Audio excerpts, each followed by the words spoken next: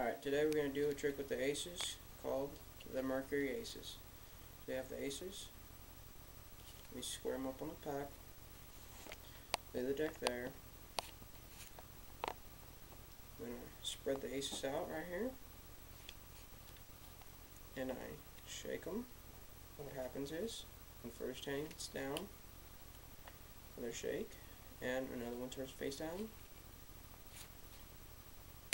Flick. Another one, and at last all of them face down.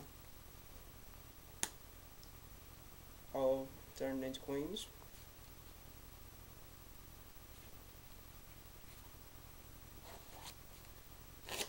So if the queens are just here, then horrible spread, but aces are right there. That's it. Thanks for watching. Please comment.